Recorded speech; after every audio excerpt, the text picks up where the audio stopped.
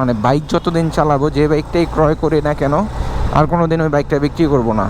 টাকা জমিয়ে দরকার পড়ে আরেকটা বাইক কিনবো, কিন্তু যেই বাইকটা একবার কিনে ফেলবো ওই বাইকটা আর বিক্রি করব না। 140।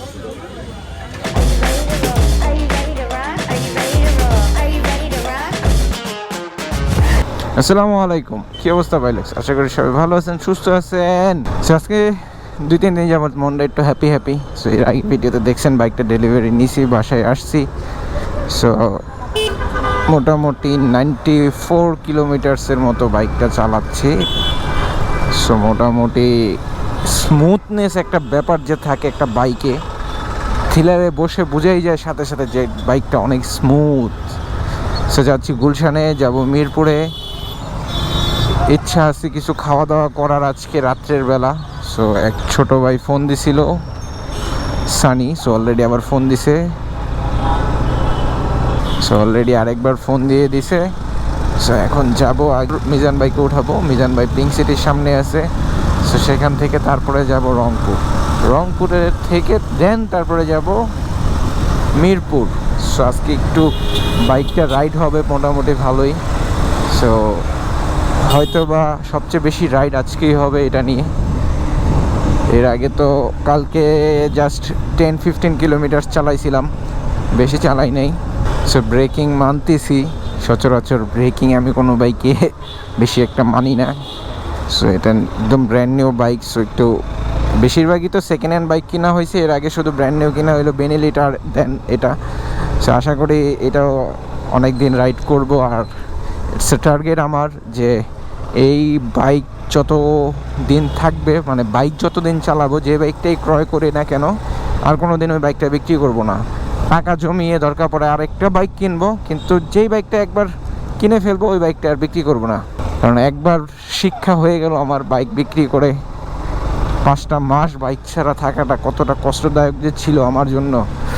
ফুললি আমি ডিপ্রেশনে চলে গেছিলাম, টাকা লস খাইলাম, বাইক নাই, ফ্যামিলির প্রেশার, ওয়াইফের প্রেশার, বেবির নিয়ে টেনশন। সো আলহামদুলিল্লাহ এখন একটু মাথাটা ঠান্ডা হবে, বাইকটার নাম্বার পাইলে আরও ভালো হবে।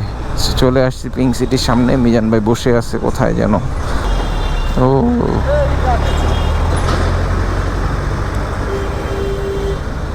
বসলে এরকমই হয়। মিশেলিনের জুতা স্কিট করছে। আমি তো জানি আইআরসির গ্রিপশন স্ক্রিপ্ট করে, এটাও ঠিক। শিওর? আচ্ছা ঠিক আছে, দেখতেছি, দাঁড়ান আমরা। সো অলরেডি যাচ্ছি হচ্ছে রংপুরের সামনে, দেন ওখানে একটু ওয়েট করবো। সানি আসতেছে, সানি আসলে দেন আমি, মিজান ভাই, সানি সবাই যাব। আর কেউ আছে নাকি জানি না, থাকলে তো দেখা হবেই। আসলে অনেকে বলে কেন আমি রাত্রে ভিডিও করি, শুধুমাত্র রাত্রেই রাইড করি। আসলে এই ওয়েদারটা এনজয় করা যায়, রাস্তাটাকেও এনজয় করা যায়, জ্যানজট থাকে না। গুলশানের এই এরিয়াটায় আসলে মনে হয় যে আউট অফ দ্য বাংলাদেশের সাইডে আছে, মানে এই এরিয়াটায় সবসময় লাইটিং টাইটিং থাকে। It's a famous Gulshan 2 circle. ওই যে মিশেলিনের জুতা না?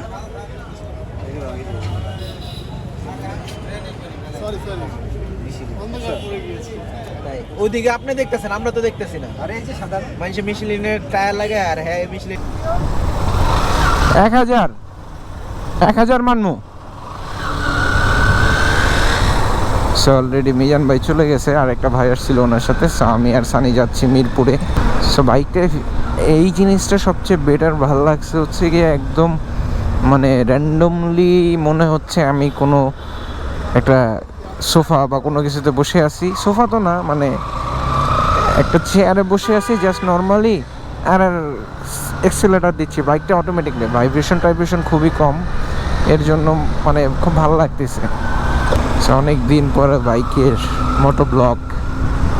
হ্যাঁ, মন চাচ্ছে ইচ্ছা মতো কতক্ষণ চিল্লাইতে পারতাম আপনাদের সাথে। এতদিন তো মোটো ব্লগ করছি, বাট নিজের বাইকের দিয়ে তো আর করি নাই, যার জন্য অনেকই লাগছে যে বাইকটায় কিছু একটা হয়ে গেলে, অলরেডি তো একটা প্রবলেম হয়েছে, যে অ্যাক্সিডেন্টটা হয়েছে আপনারা দেখছেন, বাট এখন তো ঠিকঠাক আছে, হাটটাও মোটামুটি আগের থেকে এখন বেটার। এই রাত্রের 11টা বাজে, বাট রাস্তায় কিন্তু এখনও যানবাহন অনেক আছে, গাড়ি ঘোড়া অনেক আছে। সো রিসেন্টলি যেহেতু কুরবানির ঈদ এবং ঢাকার বাইরের থেকে যেই পশুগুলো আসে কুরবানির জন্য, সবগুলা তো ঢাকার বাইরে থেকে ট্রাকে করে আসে, যার জন্য রাত্রেবেলা সেই ট্রাকগুলো আসে, সেই জন্য রাত্রে রাস্তায় অনেক জ্যাম থাকে। রিসেন্টলি তো আরও বেশি জ্যাম হবে, কারণ মাত্র ওই ঈদের হাটগুলা বসা শুরু হয়েছে এবং এখনই প্রথম ধাপেই তো একবারে হাটে গরুগুলা উঠায় ফেলবে, যার জন্য এখনই গরুর গাড়ির চাপের কারণে পুরা ঢাকা সিটি জ্যাম হয়ে থাকে।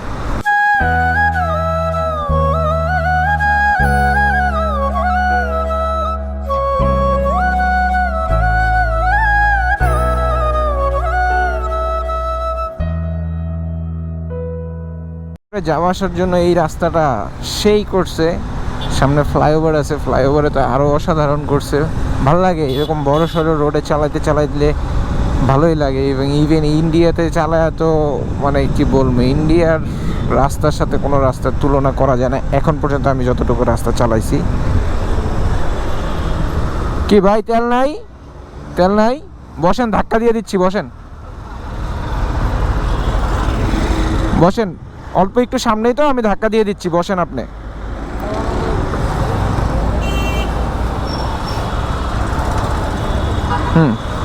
আগাই, হ্যাঁ।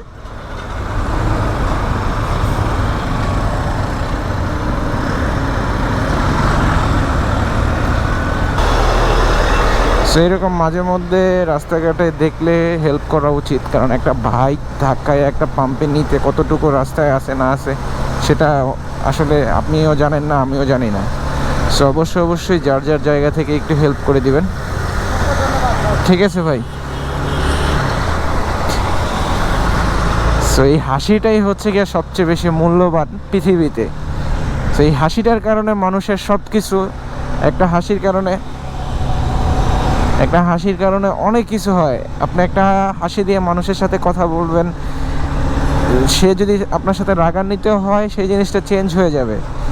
সো অনেক সময় আমিও দেখি অনেকের সাথে আমি রাগারাগি হয়ে যাই, বাই চান্স মানে পরবর্তীতে রিয়েলাইজ করি যে আসলে তার সাথে মনে হয় এরকম করাটা উচিত হয়নি আমার।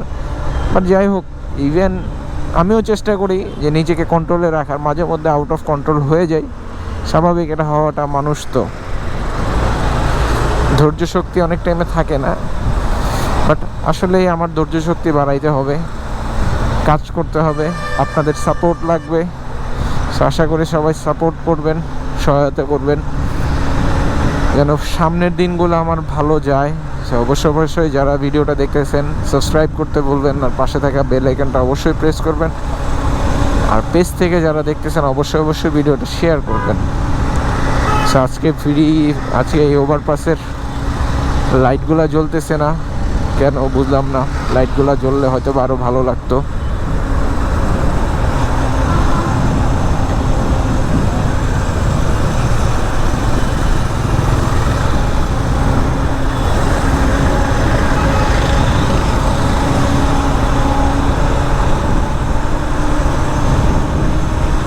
চলে আসছে মিরপুর 12।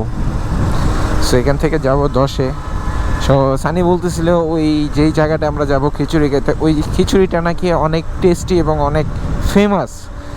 সো ভাবলাম যে যেহেতু ব্রেকিং পিরিয়ড চলতেছে, রাত্রেই ঘোরা লাগবে, কেননা যাই গিয়ে টেস্টও করে আসি, প্লাস একটা কন্টেন্টও ক্রিয়েট হয়ে গেল। রেগুলার যেহেতু এখন চাচ্ছি, বাইক চলে আসছে, রেগুলার কন্টিনিউ আবার ডেইলি ব্লগ দিতে। তো আশা করি ব্লগগুলো আপনাদের ভালোভাবে প্রেজেন্ট করতে পারবো। খিচুড়িটা কেমন টেস্ট তারপরে না হয় বোঝা যাবে। অ্যাকচুয়ালি যেরকম শুনতে পাইছি ওই রকম কিনা। আসলে মেট্রো রেল হওয়ায় মিরপুরের রাস্তার চেহারাই চেঞ্জ হয়ে গেছে পুরা। এক্স্যাক্টলি যদি কিছুদিন আগেরও দেখেন, মানুষজন এখানে নৌকা চালাইছে পর্যন্ত। বাট ইনশাল্লাহ এখন মিরপুরের রাস্তা অনেক ভালো, সুন্দর, এবং যানজটও একটু আছে। যানজটটা তো কমবে না, কারণ মিরপুরে মার্শাল্লাহ দিলে আমাদের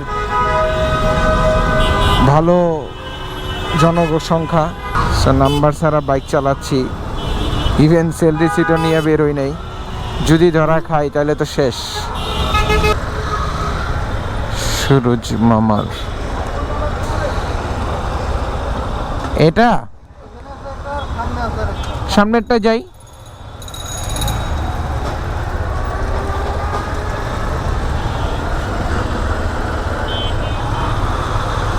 এই যে লোকমান এনারটাই শুনছি অনেক।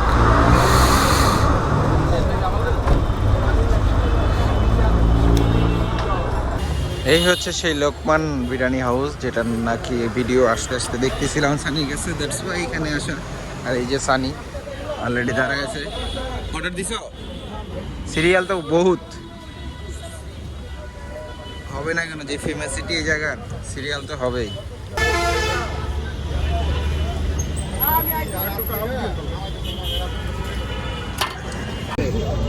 তো এই হচ্ছে গিয়ে আইটেম, গরুর মাংস, নেহারি।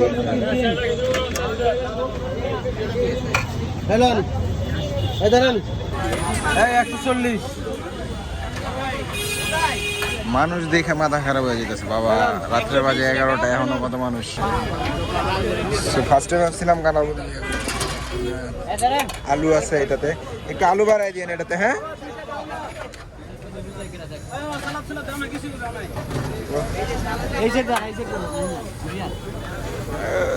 আলু দিয়েন বাড়ায়। হ্যাঁ এটা আলু দেন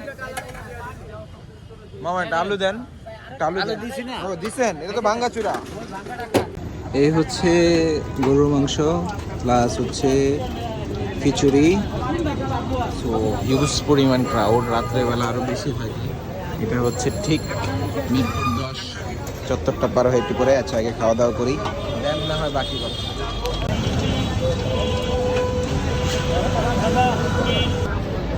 আপনি যদি সব পরিবেশে খাইয়ে অভ্যস্ত থাকেন তাহলে আমি বলবো একবার এসে অবশ্যই ট্রাই করতে। তো এখানে বসেছিলাম, দু একজন ভাই ব্রাদার আইসা বলতেছে আমি নাকি ফুড রিভিউ শুরু করে দিছি। অ্যাকচুয়ালি কি ফুড রিভিউ শুরু করাটা উচিত হবে কিনা একটু বলুন কমেন্টে। বাট সচরাচর গরুর মাংসটা ঝোল খাওয়াটাই বেটার, তাই ঝোলটাই নিয়েছিলাম। ফার্স্টে তো চাইছিলাম যে কালিয়াটা খাইতে, কিন্তু পরে ভাবলাম না, একটু ঝোলটাই টেস্ট করি। এই হচ্ছে বর্তমান লোকমান বিরিয়ানি হাউসের প্রাইস লিস্ট। স্টেডিয়াম 4 নম্বর গেটের অপোজিটে। সেখানে অনেকগুলো দোকানই আছে, বাট সবচেয়ে ভালো খাবার নাকি লোকমান মিয়ারটাই। বাট টেস্ট করলাম যতটুকু, বুঝলাম খাবারের টেস্ট ভালো, খাওয়া যায়। সো যারা রাত্রে ঘোরা পাখি আমার মতো, রাত্রে ঘোরাফেরা করতে, খাওয়া দাওয়া করতে পছন্দ করেন, তারা একবার এসে অ্যাটলিস্ট ট্রাই করে যেতে পারেন। সো একটু সামনে যাব, কিন্তু আমি তো ঝাল খাইতে পারি না। সো এইখানে 1 2 3 3টা দেখলাম এরকম দোকানপাট আছে। একসাথে কম্পেয়ার করা যাবে যে কতগুলা দোকান, মানে কোন খাবারটার মান কেমন এবং টেস্ট কেমন, সবই। আর এখন তো চোরাই গাড়ি হিসাবে, মানে এখন তো মানে নাম্বার নাই, যার জন্য এইভাবে রাত্রে ঘুরতেছি। ইনশাল্লাহ নাম্বার চলে আসছে, আমরা দিনেও ঘুরবো। রাত্রে যারা ঘুরেন তাদেরকে একটা ইনফরমেশন দিই, কিছু এরিয়া আছে যেটা নাকি রাত্রেবেলা সিকিউর বা সেফ না। ওই এরিয়াগুলা বেছে দেখে শুনে তারপরে চলাচল করতে হয়। কিছুদিন আগে ফেসবুকে একটা ভিডিও দেখছিলাম যে চিটাগং হাইওয়েতে আউটলেনে আইসা একজন মোবাইল টেনে নিয়ে চলে যাচ্ছে। ভালো আছেন? অনেকের সাথে দেখা হয় রাস্তায়। মিরপুরের সাইডে যে রাস্তায় যাচ্ছে সেটা আবার এবং সাথে আরেকজন পার্সন আসছে জয়েন করতে, তো তারা না হয় আমরা একটু পরে দেখাচ্ছি।